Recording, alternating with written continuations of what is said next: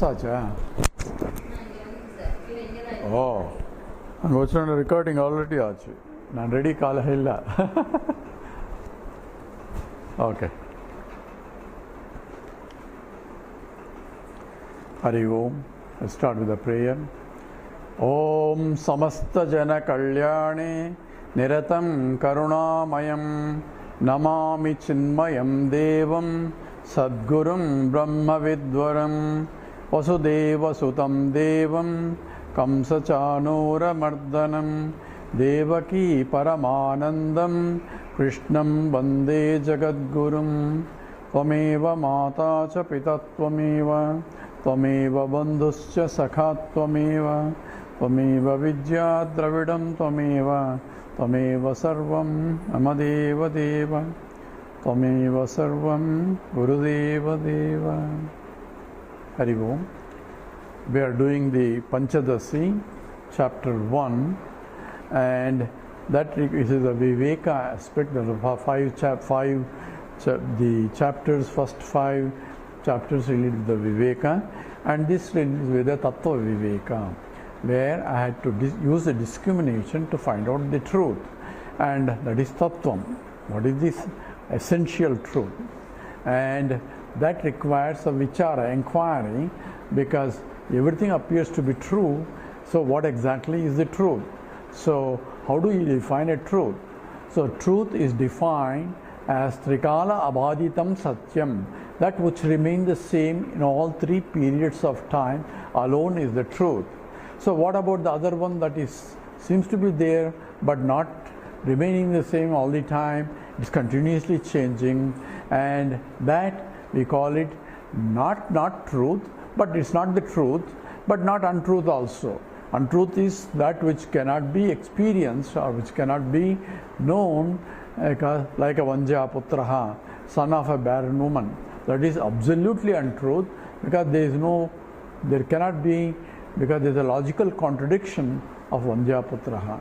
So, other examples are given in the Vedanta, like the horns of a hare, because no one has seen horns of a hare, and as long as no one has seen it, it's not there. That is a conclusion, and therefore it is untrue until somebody sees it. We'll come back to that a little bit later. And so we know absolute truth is Trikala Abhadita, that which never changes, and that which never has a locus for its existence is untruth. There is no locus for the existence of that, like Vanjaputraha. That is absolutely untrue. The one that has a locus for existence, at the same time it is changing. It doesn't come under truth and doesn't come under untruth also. And that what the Advaita Vedanta calls it Mithya.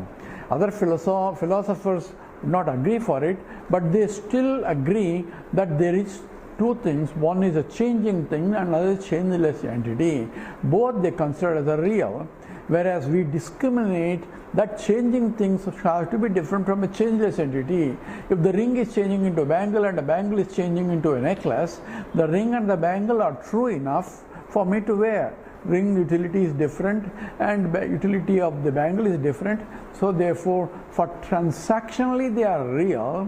The transaction with the ring is different from transaction with the bangle, is different from a necklace.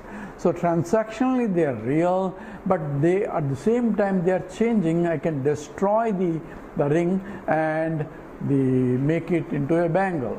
So therefore this names ring and the bangle and necklace can be destructible, means they have temporary existence only, and attributes of the ring is different from attributes of the bangle and attributes of the necklace. Attribute means qualities, the internal diameter, ID, the OD, outside diameter, the ellipticity and the thickness, all those things of the ring differ from another ring and also differ from a bangle. So the differences belongs to attributes of that, and ring is defined by what? By attributes only.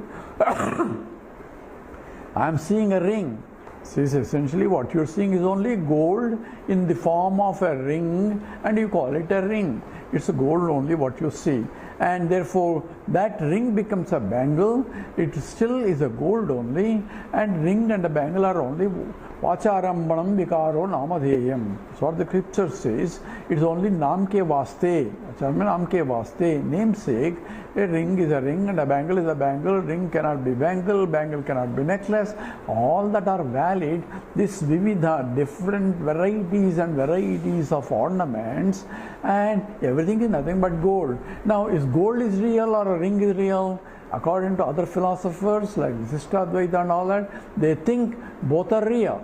But for us, both are real, all right. But we still differentiate that which is absolute, which is unchanging real, and the other is changing real. And there is an ontological difference between the gold and the ring. Ontological means the degree of order of reality differs from a gold and a ring. So gold remains all the time in spite of ring becoming into a bangle, bangle becoming necklace. So I have to use as a sensitive person to differentiate that which is changeless and that which is changing. So the ontological status being different, the degree of reality is different. So one is more real than the other. At least you have to accept that. If they say both are real, then we get confused, because we have to differentiate, because we are looking at inquiring what is the subtler inquiry. We are seeing the subtle aspect, that is changeless entity in the changing things. That is called Viveka. Viveka is discriminating, that is which is changeless from the changing. So the gold, the ring, the gold is changeless entity in the ring and the bangle and the necklace transformation. So gold becoming into a ring and a bangle is transformationless transformation. Gold became ring. Gold doesn't become ring. Gold remains as a gold only, but you call it as a ring. So this transformation of gold becoming into a ring and a bangle and a necklace, each one is different. Each has its own form, its own attribute, its own life, its own status, and its own utility also. All that don't belong to the gold. And from the gold point, I am done, from which the whole universe of bangles came, universe of ornaments came, and they are sustained by me, and they go back into me. Yatova imani bhutani jayante yena jatani jivanti yat prayamta visham vishanti.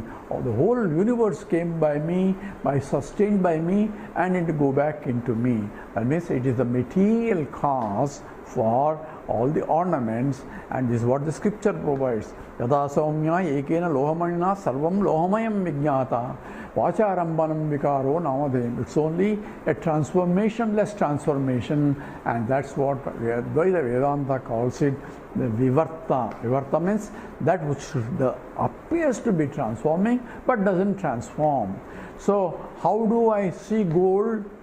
I see gold as it is cannot be seen. I can only see gold in some form, even a lump form, or in some crystal form, or in the biscuit form, or in the ornament form. I can only recognize gold in only varieties of forms. Formless gold I cannot see, but it is the essence from which that, because of the ring I can see gold, through the bangle I can see gold, through the necklace I can see gold. So every object, every ornament that I see, there are two things there. One is a changeless entity and the changing things, and the name and the form and the attributes that one Swami calls it, is called Om Cat.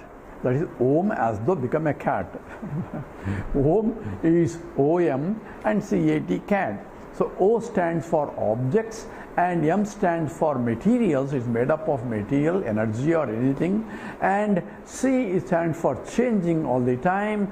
And A stands for, it has attributes or gunas or the qualities. And T stands for it is temporary.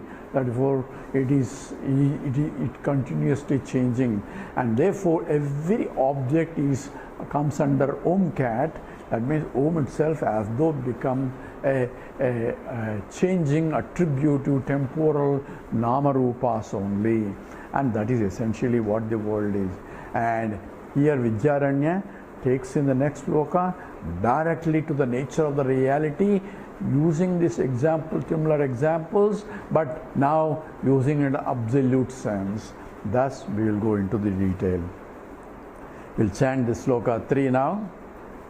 Sabdarsparshadayo vedya, Sabdarsparshadayo vedya, Vaichitya jagare pratak, Vaichitya jagare pratak, Tato vibhakta tat sambit, Tato vibhakta tat sambit, Eka rupyanna vidyate, Eka rupyanna vidyate. Together, Sabdasparshadayo vedya, Vaichitya jagare pratak, Tato vibhakta tat sambit, Eka rupyanna vidyate. How do I know the world? I am there in the world and the world is in front of me. So what do you mean, how do you know in the world? So how do you know there is a world? Because I can see, I can hear, I can touch, I can taste, and I can essentially experience Sabdasparshadayoho, Sabdasparsha Rupa Rasa Gandha. These are the 5 senses through which I interact with the world. So what is there in the world? Because how do I know there is a world is? Because of these 5 senses. I, a conscious entity, and transacting with the world through my 5 senses. So existence of the world is established through these 5 senses. So you have to be careful. So existence of the world is known by having these 5 senses.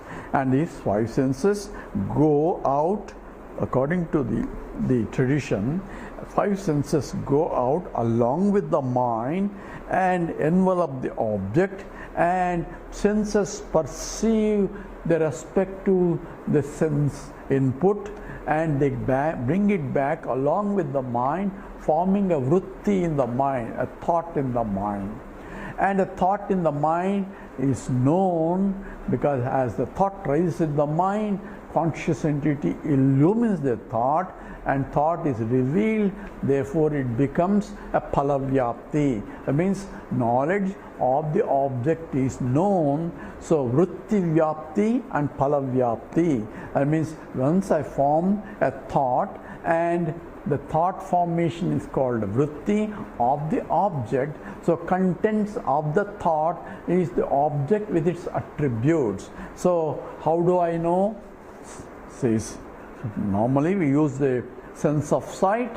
So if it is a sense of sight, my sense organ, the eyesight, according to the Mimamsa, which Advaita follows. So according to the Mimamsa theory, the mind travels along with the along with the 5 senses and grasps the object. And when it forms a vritti, a thought, so interaction of the mind with the object becomes a thought in the mind. And a thought in the mind is essentially related to the contents of the object, information about the object. And what is the information I gather? If it has a form and a color, that is gathered by the sense of sight. If it makes a sound, it is gathered by the sense of the hearing. And the 5 senses therefore grasp the attributes of the object, and the mind as though gathers the object and with the attributes. So we have Om Can, the objects, and the material is there, the substance, and the changing things, and attributes are there. So every knowledge is attributive knowledge. We'll go into a little bit detail because the whole science becomes important here. So Sabdasparshadayo Vidya. Let's first look at this sloka. Sabdasparshadayo Vidya. So Vidya, say that it can be known through the Sabdasparsha Rupa Rasa Gandha. Adi means the 5. Here it gives two senses: Sabda, sound; Sparsha, touch; and the Sabda, Sparsa, Rupa, form, Rasa, taste, Gandha, smell. So these are the five senses. If the five senses are not working, then I will not have the knowledge of the object. If as we become old, so each one is withdrawing. So the five senses, when it stops working, and eyes cannot see, I cannot see the forms. If ears cannot hear, I cannot hear the sounds. And the same way, the touch and all that. If none of them work, then I become like a vegetable. I cannot really transact with the world. So that is essentially Sabda Sparshadayo Vidya Vaichityaha Jagare Prataku. Vaichitya means the varieties and varieties of objects. So every object is different from all. In what way different? From the point of these five senses. So form is different, or color is different, and the nature of the sound may be different, and from this sound I can infer what the object is. So I'm not seeing it, and I hear somebody in the other room, therefore, hey, he's there, because I can hear. And in fact, you will tell sloka where the son, the father wants to hear his son, whether the son is there or not chanting. So one can hear, and from the hearing you can tell, because that is a sense organ able to hear. If anything that is in the periphery of the senses, where the senses can reach, then the objects can be inferred from that. So here, Sabda Sparsadayo Vedya Vaichitya Jagare Prataku. So Pratak is varieties, and varieties which are different, and Vichitra, Vaichitya, that which is of various types. Vaichitya is also fascinating also. There are different types of that, being in varieties of that type, and that is known by Sabda Sparsadayo Vedya. They can be known through five senses. As we said, if the five senses are not working, then they cannot be known. And he says, next line, Tato Vibhakta Tat Sambitu Ekarupyan Nabijyate.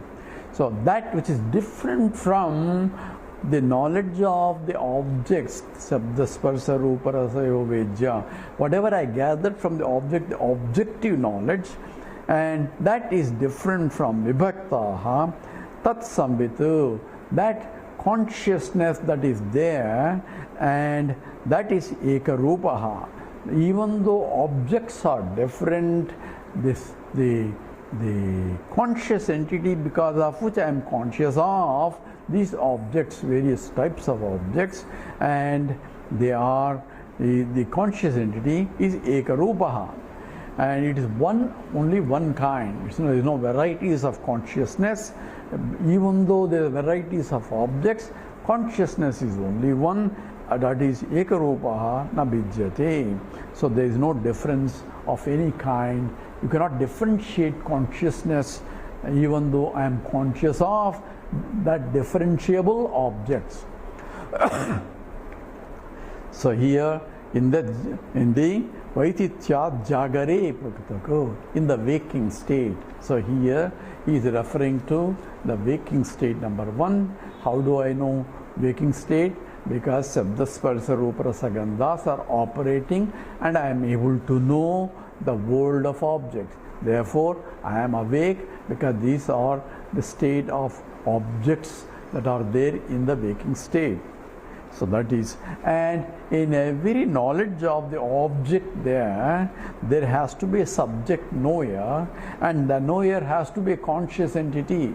An inert entity cannot know, and a conscious entity because of which I am conscious of. So I am that conscious entity, and that is essentially Tat Sambitu, that conscious entity that has to be there in every knowledge, because I am knowledgeable of this, I am knowledgeable of that. And Tato Vibhaktaha is different from the object itself, different from the object that I know. Says knower is different from the known. That's what essentially the duality. Ekarupan Abhidyate. That conscious entity knower, there is no difference in any kind. In every knowledge of varieties of knowledge is there of objects, but there is no varieties of consciousness. So this is the general meaning of the sloka. Now we have to go a little bit very deep, because we need a viveka. Viveka is a discriminative intellect. So as we discuss, you have to feel that and see the beauty and reality of this. And you can, itself is a meditation sloka that one takes you, and each sloka itself can be contemplative and recognize, because he is now analyzing the whole waking state in one sloka itself. And in the next sloka he goes into a dream state analysis, and then third sloka he talks about dream state analysis. So he says, I am there. How do you know? Because I am different from the world, and therefore I am different from you, I am different from him, I am different. All these differences are there in the waking state, because I am transacting in the waking world. So for me, waking world is real, because the whole life is spent in the waking state only. And there is a sloka anyway. After 100 years, you spend 50 years in the sleeping state. Only 50 years you spend in the waking state, unless you sleep almost like 12 hours. But anyway, Sabdas Parshadayo Vidya Vaichitya Jagare Pratak. Let's look at this statement a little bit more carefully. So how do I know there is an object out there? So here, please think along with me. So if I am there and object is there, says, how do you know this? Yeah, I can see. So therefore, seeing is a form of interaction between the subject I and the object there. If it is an object that is to be seen, and therefore seeing becomes object.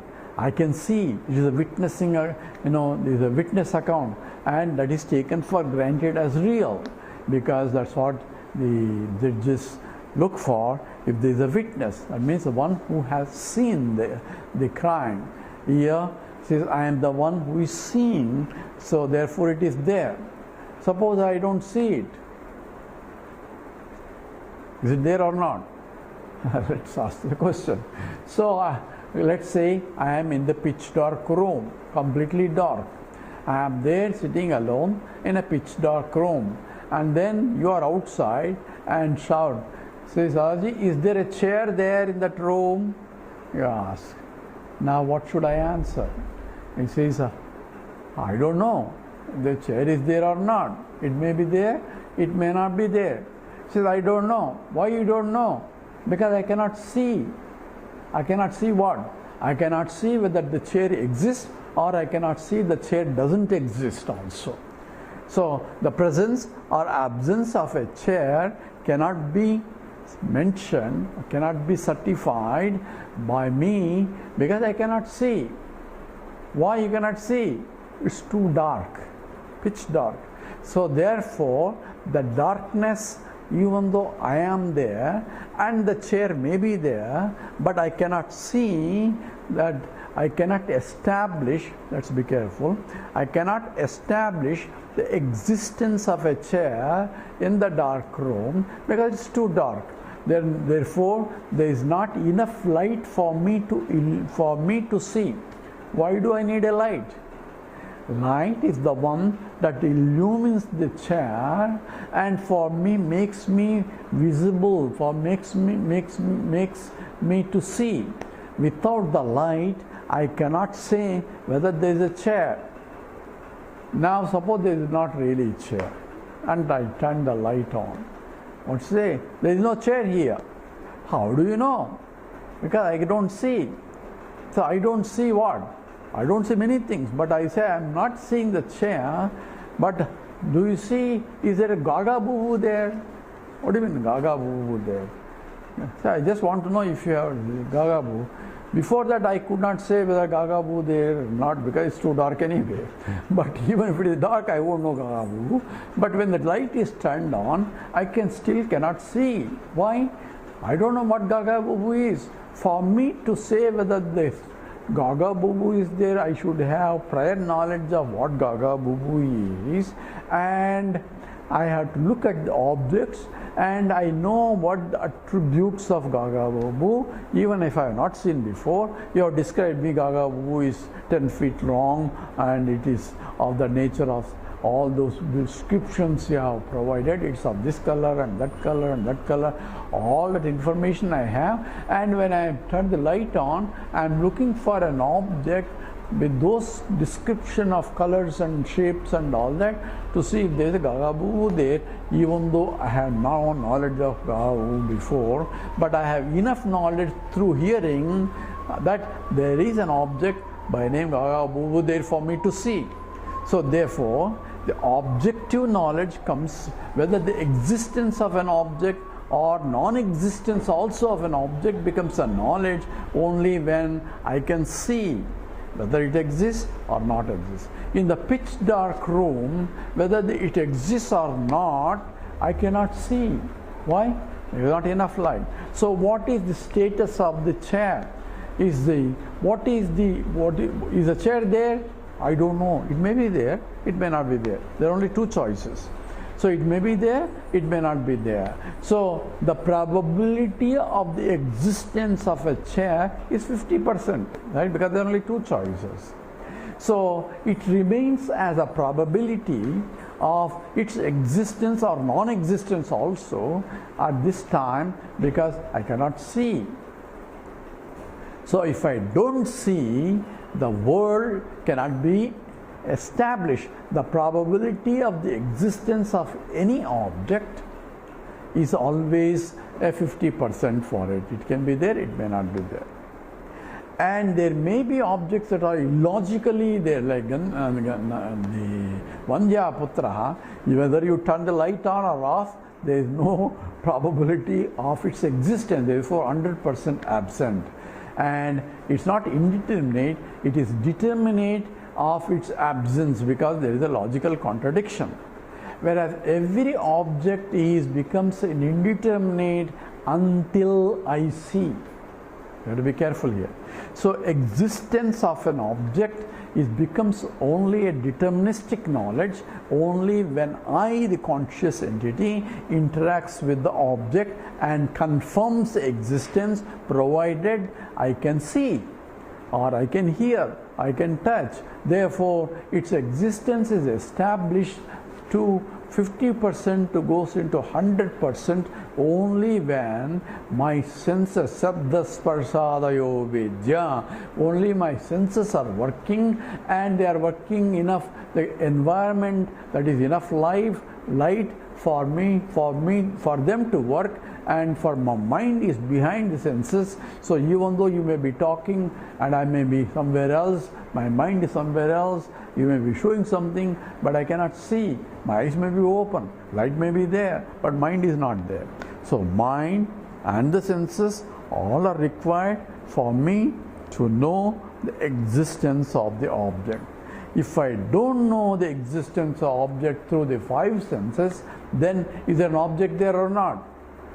Just as whether the chair is there in the dark room is indeterminate problem, that same problem arises if I, the conscious entity, cannot establish the existence of the knowledge of the existence of the object, then the existence of the object itself, from my point, it is indeterminate. Oh, I can see it is there. So from your point you can see, and you can say establish, and say from my point I had to believe if I don't see it. So you say go and see if there's a pot in the other room. So you go there and come back and say yes, there is a pot. No, there is no pot. So you have a knowledge of the existence or non-existence of a pot in the other room. I do not have still, because I am here and my senses will not be able to see from here because of the blockage of the wall and so on. So I cannot see whether there is a pot in the room or not. But now I have a knowledge of its existence because you told. Because I had to have a faith in your words. It's called Shabda Pramana. So that Shabda is different from this Shabda. That's what called, because through your speech, I am able to know existence of the object. This Shabda, because I have a faith that what you are reporting is really true, because the statement I have called Aptavakyam, I know you don't tell a lie, and I know you tell me the truth. Therefore, from what I see and what I hear, and from hearing, I have a faith. Therefore, I assume that there is an object there. Of course, I can go and walk and see the object, see the pot, and it says, yes, what he said is true. So this Pratyaksha Pramanam is directly going and seeing. It can validate the Apratyaksha Pramanam, which is essentially Paroksha Jnanam, which is essentially a statement on the faith of your words. So if I don't know through my five, Shabda Sparsa Rupa Rasa Gandha, so Shabda Sparshadayo Vedya, this has to be known through my five senses only. Otherwise, it becomes not a direct perceptual knowledge, but it becomes a hearsay. And hearsay depends upon the validity of who is saying it.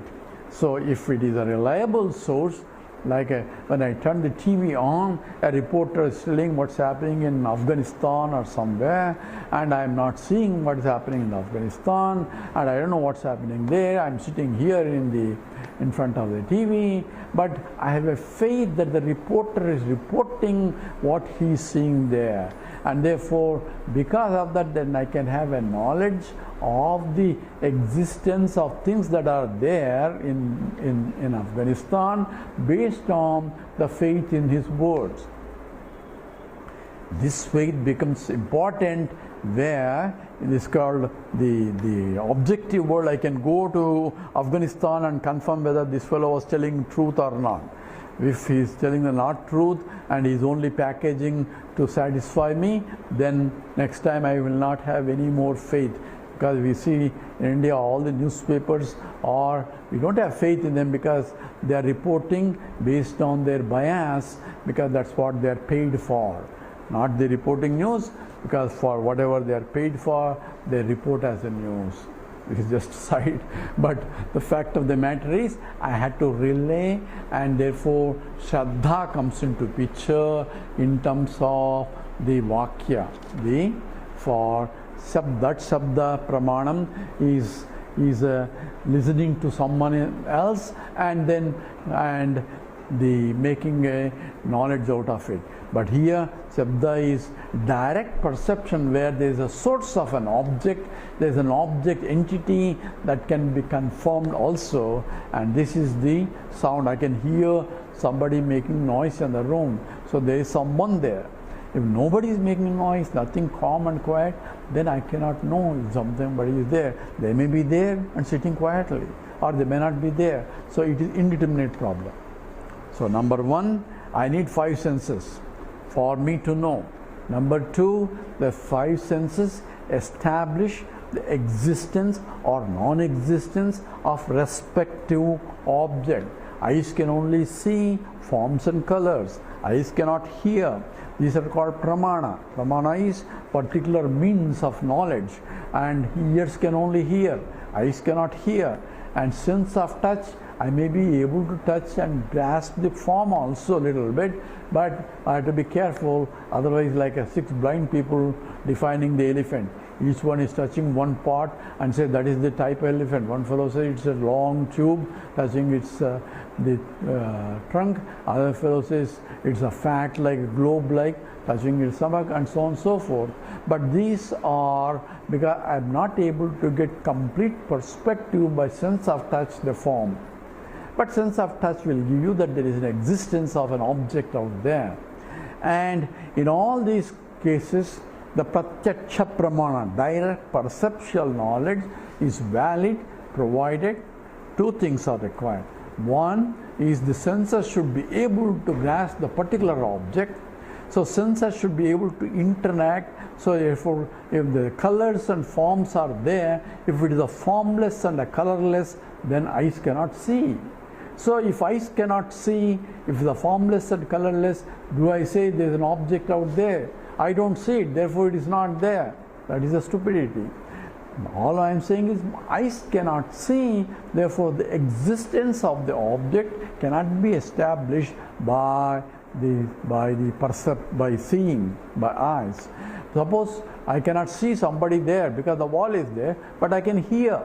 Therefore, through hearing I can establish someone is there. And if I can recognize the sound or the voice, then I can say he is there or she is there and so on, because I can hear. So these become some means of knowledge to establish the existence of the world. If these five senses are not there, or not operating, or not active at that time, or there is no mind behind these five senses to grasp in the form of knowledge, then the existence of that object is indeterminate.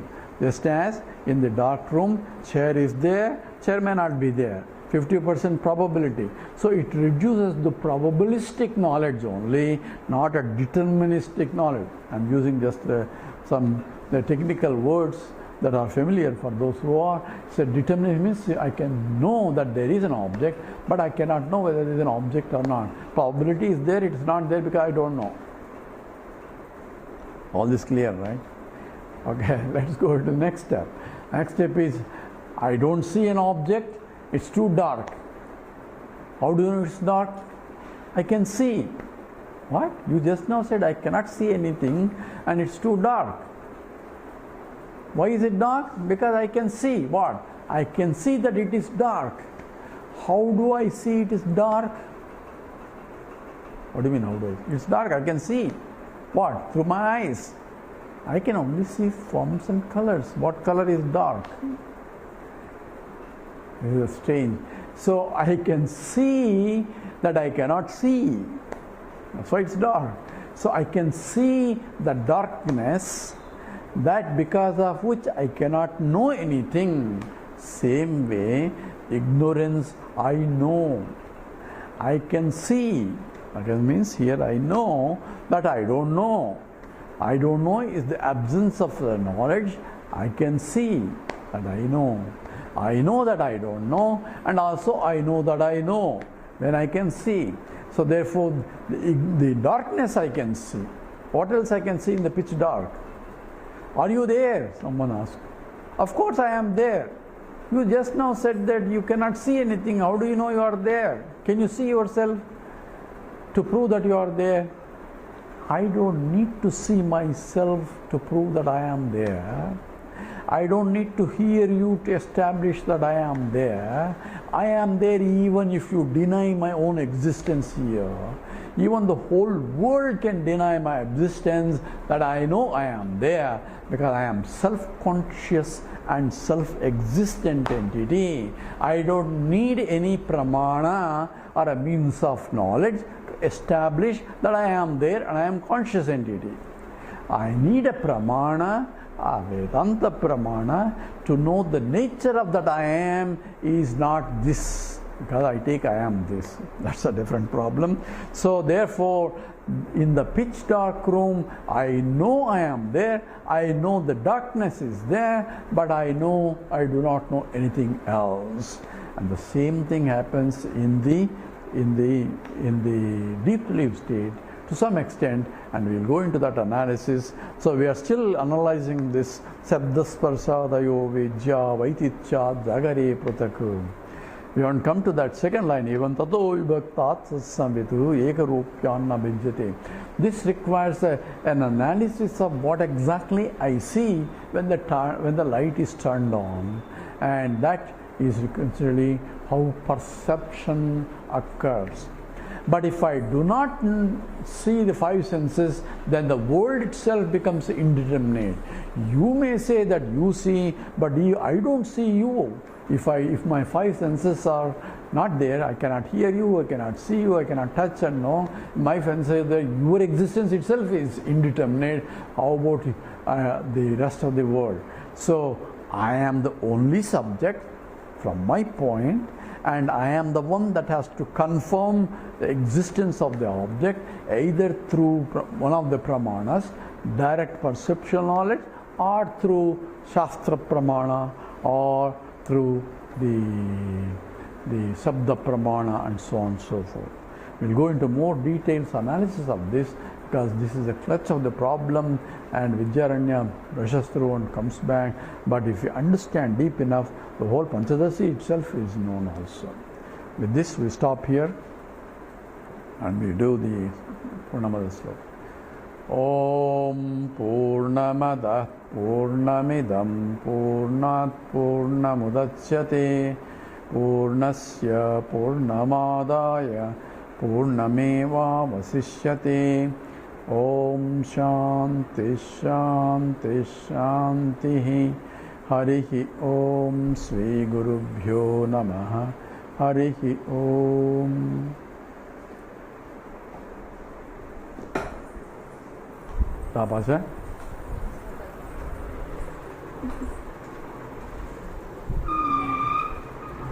Okay. Let me see.